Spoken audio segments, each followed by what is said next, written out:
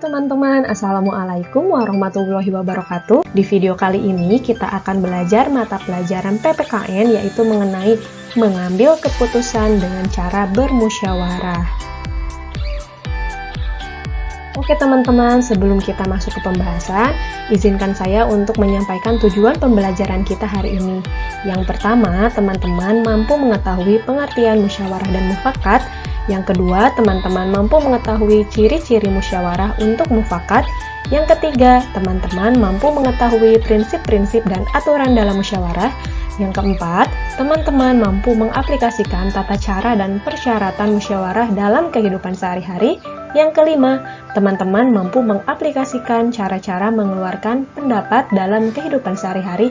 Dan yang keenam, teman-teman mampu mengaplikasikan sikap dalam musyawarah di dalam kehidupan sehari-hari.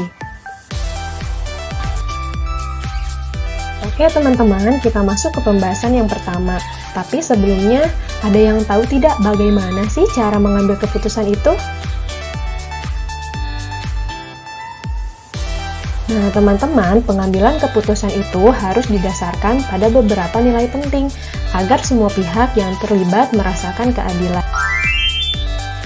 Teman-teman, berikut adalah nilai-nilai yang mendasar untuk pengambilan keputusan. Di antaranya, yang pertama ada nilai kebersamaan. Teman-teman, pengambilan keputusan harus dilakukan secara bersama-sama, duduk dalam suatu tempat dengan tujuan yang sama demi kebaikan bersama. Walaupun setiap peserta rapat berasal dari latar belakang yang berbeda, namun harus tetap mendahulukan kepentingan umum dan mengesampingkan kepentingan pribadi. Kemudian, ada nilai yang kedua, yaitu nilai kebebasan mengemukakan pendapat. Teman-teman perlu diketahui, bebas artinya itu tidak mendapat paksaan dari orang lain. Semua peserta rapat boleh mengutarakan pendapatnya. Pendapat yang diberikan harus logis dan masuk di akal, tidak menimbulkan perpecahan, sesuai dengan norma, dan tidak menyinggung perasaan orang lain. Kemudian, nilai yang ketiga, yaitu nilai menghargai pendapat orang lain. Teman-teman, perlu diketahui setiap peserta rapat harusnya mendengarkan dan menghargai pendapat orang lain tanpa menyela orang yang sedang mengemukakan pendapat. Bila tidak setuju dengan pendapat yang dikemukakan peserta lain, boleh menanggapinya tetapi dengan cara yang sopan agar tidak menimbulkan permasalahan. Kemudian, nilai yang keempat yaitu nilai jiwa besar serta lapang dada melaksanakan hasil keputusan dengan rasa penuh tanggung jawab. Nah, teman-teman, di dalam musyawarah ini, seluruh peserta rapat diberikan hak yang sama untuk mengemukakan pendapatnya. Mereka diberikan kebebasan untuk mengungkapkan ide atau gagasan, dan menyetujui hasil yang sudah disepakati dengan rasa penuh tanggung jawab. Perlu kita ketahui, musyawarah mufakat merupakan salah satu bentuk upaya pengambilan keputusan bersama yang sesuai dengan nilai budaya bangsa Indonesia yang demokratis. Musyawarah adalah pembahasan bersama suatu masalah guna mencapai keputusan, sedangkan mufakat artinya kesepakatan untuk melaksanakan hasil musyawarah.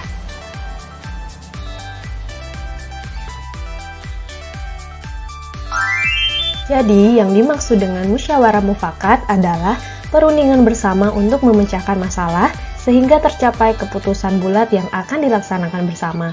Kita harus mengutamakan musyawarah dalam mengambil keputusan untuk kepentingan bersama, bukan untuk kepentingan golongan atau pribadi. Oke teman-teman, selanjutnya kita akan mengetahui ciri-ciri musyawarah untuk mufakat. Yang pertama, sesuai dengan kepentingan bersama. Yang kedua, usul atau pendapat yang disampaikan mudah dipahami dan tidak memberatkan. Yang ketiga, dalam musyawarah, pertimbangan moral lebih diutamakan dan bersumber dari hati nurani yang jujur. Yang keempat, pembicaraan harus dapat diterima dengan akal sehat dan sesuai dengan hati nurani.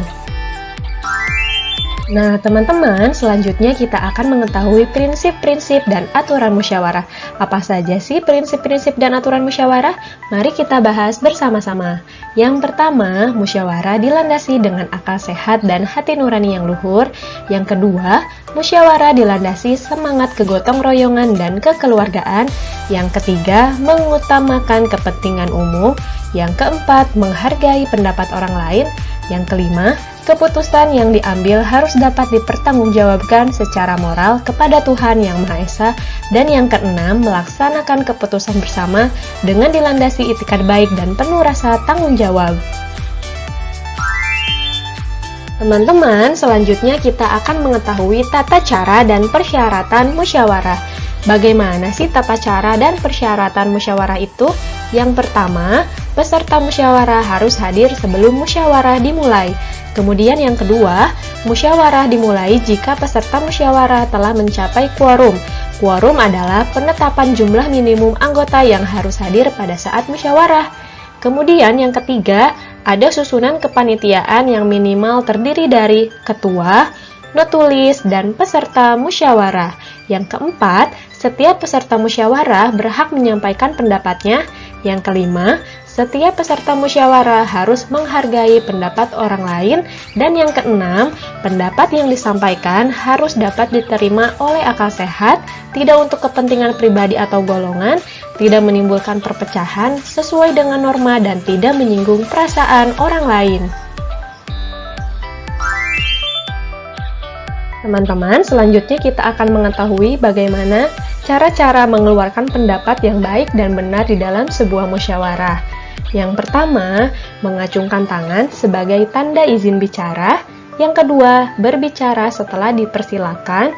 Yang ketiga, kalau ada yang berbicara, menunggu sampai pembicaraan selesai. Yang keempat, bersikap sopan. Dan yang kelima, suaranya harus cukup jelas. Selanjutnya, bagaimana sih sikap kita dalam musyawarah? Ada yang tahu? Ya betul, sikap kita dalam musyawarah yang pertama harus menghargai atau menghormati pendapat orang lain.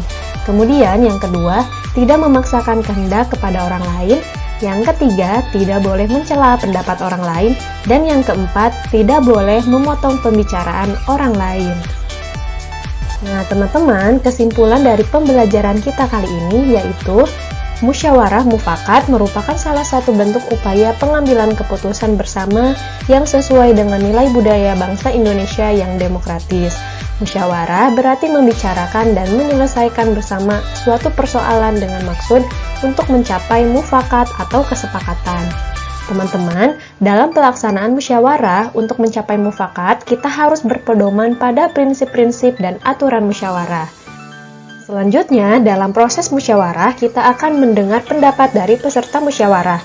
Pendapat tersebut bisa saja berbeda-beda, bahkan saling bertentangan.